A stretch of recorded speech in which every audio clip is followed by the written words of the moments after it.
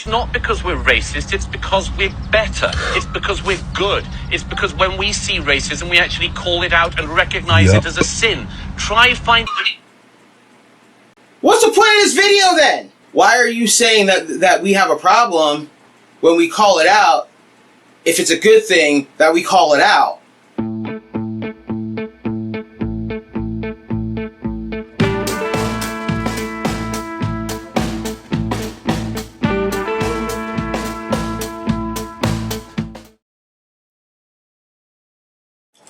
What's going on, everybody? It's your boy D-Wayne here. Welcome back to the Common Centrist. I've been seeing this one content creator. His name is Titus Ellis Smith, and I've watched two little shorts by him, and he's really succeeded in just pissing me off. Here's his first video that I want to talk about, called "America Has Fallen So Far with Racism." What do you think of white people? White people, they straight, you know. They just like me, you know. Okay. They straight, they white and we black, you know. My opinion? Yeah. What's your feelings? I have no opinion. Okay.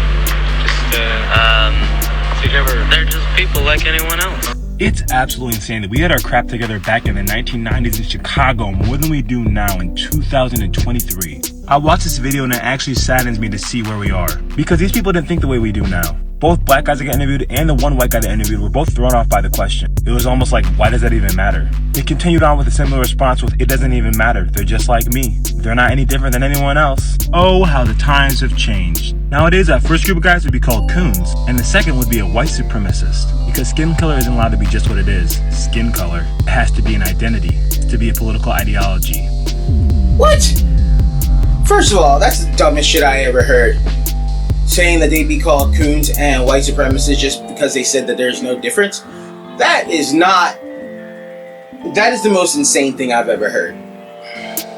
Alright, see, now y'all see where I'm coming from with this.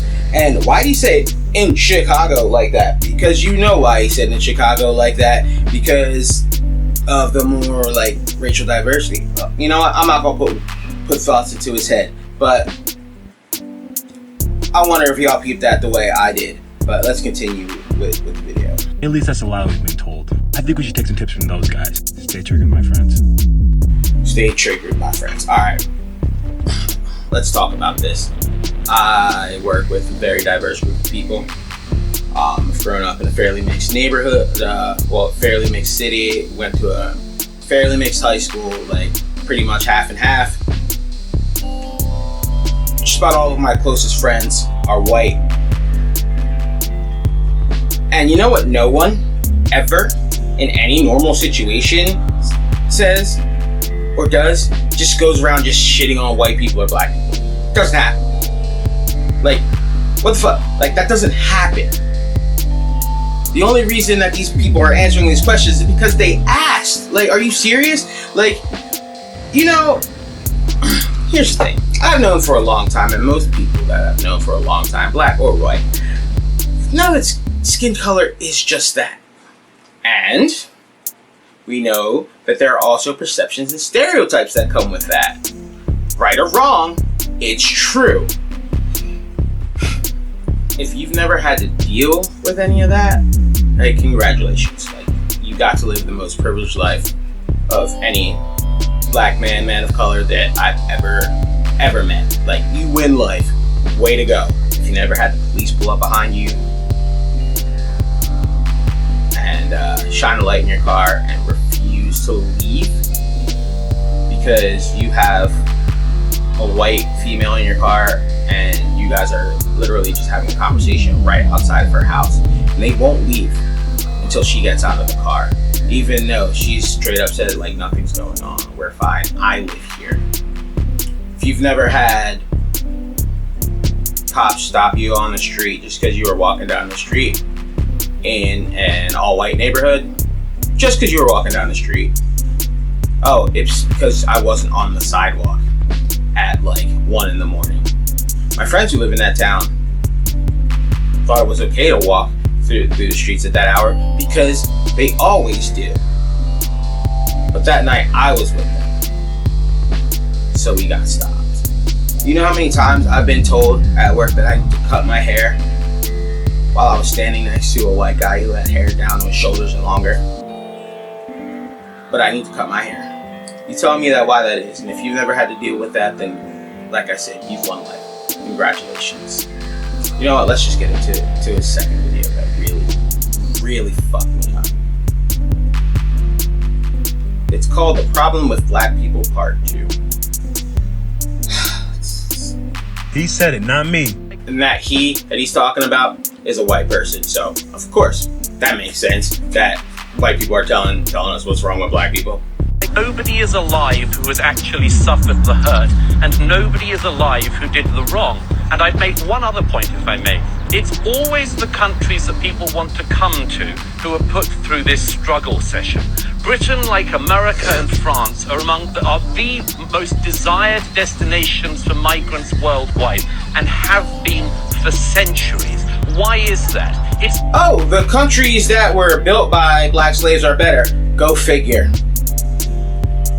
It's not because we're racist, it's because we're better. It's because we're good. It's because when we see racism, we actually call it out and recognize it as a sin. Because when we see racism, we call it out and condemn it as a sin. So, what's the point of this video then? That's exactly what's the point of this if, like, why are you saying that we have a problem when we call it out if it's a good thing that we call it out? Try finding that across Africa. Try finding that across the Middle East or in China. Nobody would hear. So what we have is a situation where the more virtuous countries are presented as the worst countries. It's sick, and most of us are tired.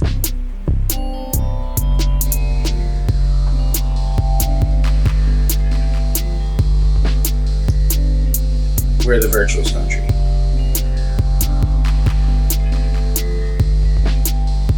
More guns than people. More mass shootings than there are days of the year.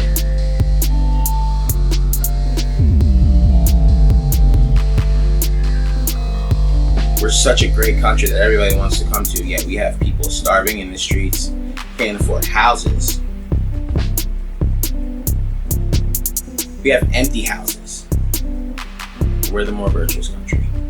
Alright, cool. We let the people with the most money get away with paying the least. But we're the more virtuous country. Alright, come on. If you live in any of the countries that this man mentioned, I'm not saying life wasn't hard. I'm not even saying you're not gonna have to work harder than someone else. But what I am saying is stop making excuses, because you can still make it. Stay true to my friends. Excuses. Reasons aren't excuses, sir. Reasons aren't excuses, okay? And, like, who is this man benefiting by pretending like race and racism don't exist? Like whose approval are you seeking?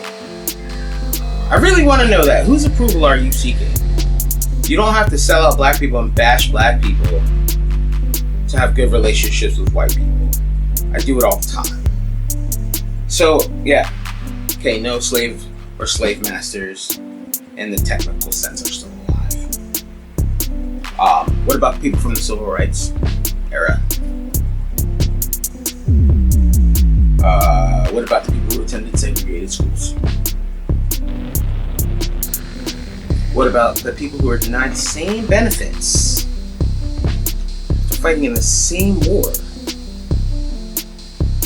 that single-handedly built the American middle class? What about people who had highways routed through their neighborhoods purposely, redlining? So that was the only neighborhood they had access to because of redlining. Like, hell, I remember news stories about stop and frisk laws. I do. 38. Ruby Bridges is still alive. At least 5 of the Little Rock 9 are still alive, according to this Washington Post article. And I'll link that below. Like, we're not talking about ancient Egypt. We're not talking about ancient Rome. Like, we're not even a century removed from the beginning of the civil rights movement. The beginning of the movement. Like, these are our parents we're talking about. that were affected by this stuff. So do black people have work to do? Absolutely. So it's every other race there is. Every single one of them. We're so demonized in this country that even Africans hate black people when they get here. Hate the American black man when they get here.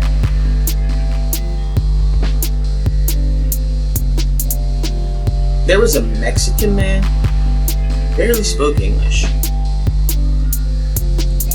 that felt like it was okay. Nothing would happen to him if he called me the N-word. To my face. He thought that was okay. So that says a lot to me about the black man's status here in America. It's not how it was, but it damn sure ain't how it should be. Like, you know what? I hope you get all of the white people validation that you need, sir. I hope that makes you sleep better at night. Are there opportunities? Yes, they're there. Not gonna deny that. I've taken advantage of some.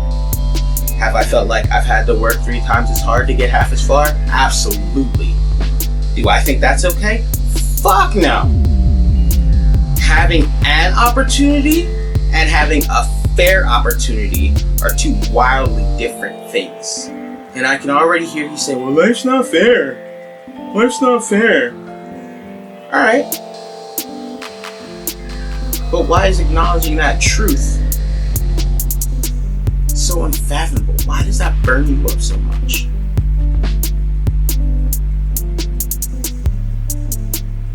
Like, why do you feel like minimizing that somehow gets you ahead of the game? Like, that says a lot about you, my friend. It says a lot about you.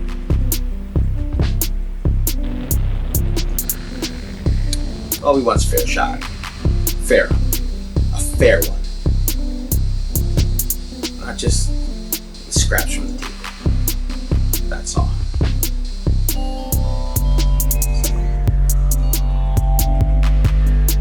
So, hope I helped you gain a little perspective.